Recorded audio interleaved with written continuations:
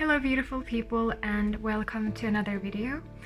Today I'm here to talk about a topic that is not only personal as I've experienced it myself, but also universal because a lot of people are affected by it, and that is eco-anxiety. I'm not sure how long this video is going to be because all I know is that I have a lot of things to say. I suggest you go take a cup of tea, some biscuits and a nice position. Eco-anxiety refers to a fear of human-induced damage to the environment. In this video I'll introduce you to helpful steps that I took in overcoming it. And here, let me add a short disclaimer. I don't provide any medical advice, diagnosis or treatment. You should seek the advice of a professional healthcare provider with any questions regarding a medical condition and not delay in seeking it due to anything that was presented in this video. As with any anxiety, eco-anxiety can vary in severity. It can result in other symptoms such as misanthropy, the hate of the human species, or other difficult experiences. Through calm, critical thinking, educating myself as well as spiritual work, I finally reached a mindset that is at peace. I used to be so angry, so sad, yet now I'm hopeful and inspired to take part in healing our earth. So, let's introduce the first step. Connect with nature. By connection, I don't mean spending a specific amount of time outside a day, no. Connection with nature could be found in growing plants, reading nature-themed books, educating yourself about a topic in nature that interests you, anything. In my opinion, the most straightforward way of building that connection, especially if you don't have access to nature, is actually through your very own self, your physical body. If you're interested in building a connection from within, I would suggest to start with being mindful, enjoying the many senses that we have. This is all about slowing down to observing your environment and your natural connection with it.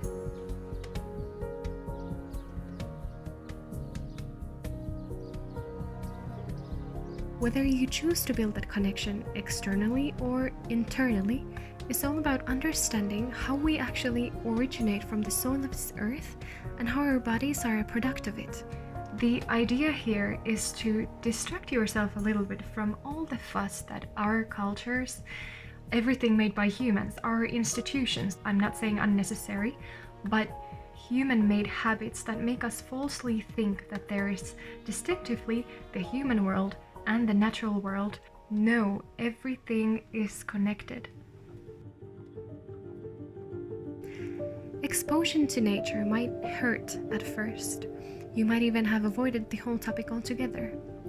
So, it might pinch a little bit at first, but after realizing and healing that part of your identity, you'll feel extremely grounded.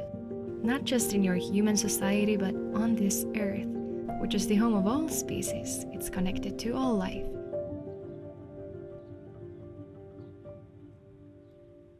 There's a lot of beauty in this world. Not all the species are gone. Our forests are still blossoming. Go out there, enjoy it. Go and wander.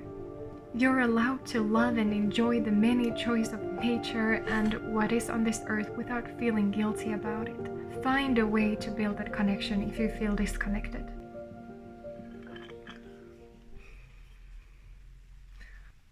Share the burden.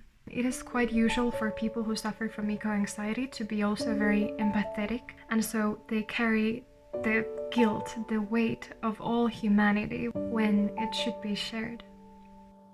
The good news is that there are people out there that see the same problems, and therefore you don't have to be moving mountains alone. If you feel lonely, building connections with people that care for the environment, social circles might help you feel less alone and empower you, because truly the support of others makes the burden a lot lighter. I am not alone, tell that to yourself. And this leads me to my next step. Educate yourself about it. Here I want to point out that it's very important for you to make sure that you have reached a state where you're more comfortable with reading about it, knowing more about the state of our environment. So, if you're not there yet, it's all good, just stick with the other steps and forget about this one for a while. So, As the saying goes, we're afraid of what we don't understand. To avoid being only sentimental and scared about the future scenarios, we'll have to add some logic and knowledge to balance our emotions. Understanding the science behind climate change, for example, and what role do our societies, the big companies, traffic, and other factors play in it, not only put things into perspective and make us understand the actual effective ways to tackle the issues, but also make us realize what steps have already been taken by policymakers. So learn about it, get good at it, be ready to educate other people about it.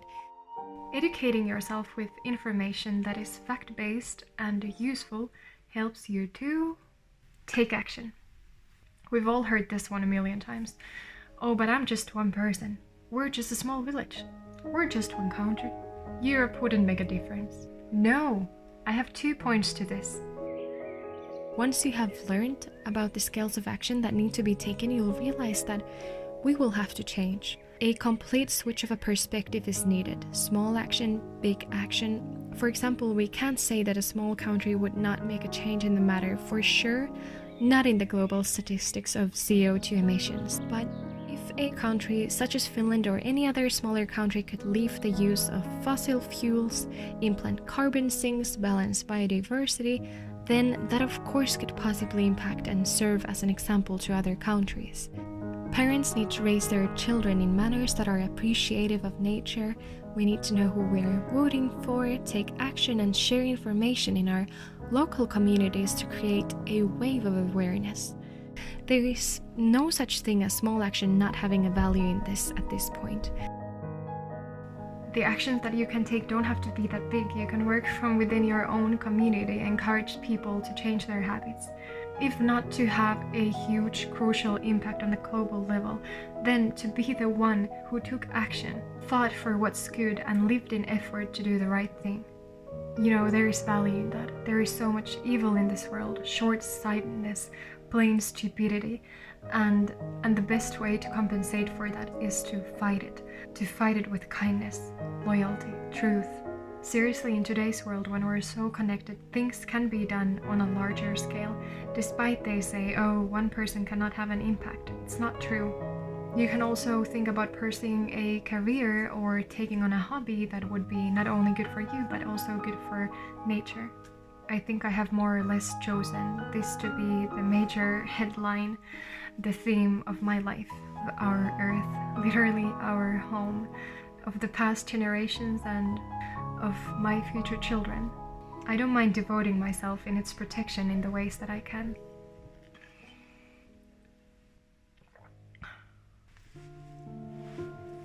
Create a perspective that is unbreakable, shatterproof. Taking this step for me was the most effective. Now, we're dealing with anxiety. There's a saying that anxiety is fear of the future. So, let's deal with the future. Let's face our fears and ask ourselves, what exactly are we afraid of? This falls into the same category with other big questions we need to deal with in life. Loss and destruction are always present, but accompanied with life and rebirth. I, among other things, probably feared unnecessary suffering the most, especially that of the other species.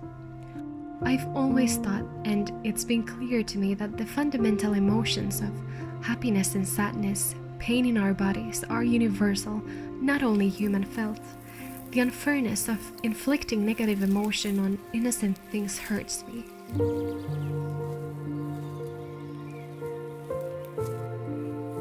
How to counterattack these heavy, distressful, existential thoughts and questions? By finding a thought, a perspective, just as strong and heavy, but in hopefulness. First, I'd like to say that we're not doomed yet. We have time to change our habits, for everyone to take all these steps and societies to turn the wheel. We need to work hard and collectively, but it is possible. But since, or if it was evident that a huge crisis could not be prevented, then what? we need to step up and discuss on a higher level of being or consciousness. What is nature? What is Earth? What is this universe that we're living in? So many wonders, not only for our eyes to see, but in our bodies, small, tiny details. And oh, will you look outside? There are stars, planets, entities and times, mysteries, uncountable amount of beauty.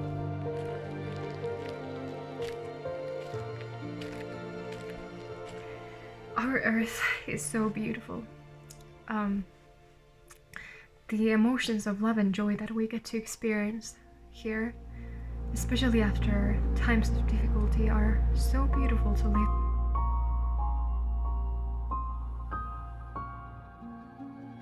Once we consider the vastness of the universe, how insignificant we are, but the collective beauty of all that exists, the art that has been mastered in our universe, it's no longer a question with a rational answer. All beauty in existence, all meaning even, is not tied only to our planet or our understanding of life. I would encourage to keep possibilities open in your mind. Ask the truly big questions. There's so much information that is hidden from us, and perhaps for a reason. But there's also so much in life that we are privileged to experience. See the big image and the reasons to just love life for whatever is given on our way, for we are just a part of a shared chain of many beautiful lives that have been lived. There are many reasons to be hopeful, but even more than that, we need presence to answer ourselves. And there, a nurturing perspective to counterattack any of the monsters in your mind. Action must be taken, and we need to devote ourselves to the cause. Not because that saves us with 110% certainty, but because that is what we humans have, a sense of righteousness. And that is what we're supposed to safeguard and live by. Wow, it was quite a rant. This topic just comes so close to my heart. I just want people to hear that there are other people with you. I am here with you. We are connected, and it's a beautiful life. Don't be afraid. I hope some of you, even if just one person, would find some sort of relief, or maybe have an extra tool now to fight this anxiety. That would mean the world to me. I'm sure that if you work on these steps that I have introduced and try to explain as clearly as I can, after those steps, nothing can destroy you. Thank you. Thank you from the bottom of my heart for the love and support, for just sharing this lifetime on Earth with me. It feels so weird, but I'm gonna go back to my laptop to write my university essays after having had this long existential monologue. Write me your thoughts, put a like, anything, but make sure that you have a beautiful day today. Wow. Kiss. Bye.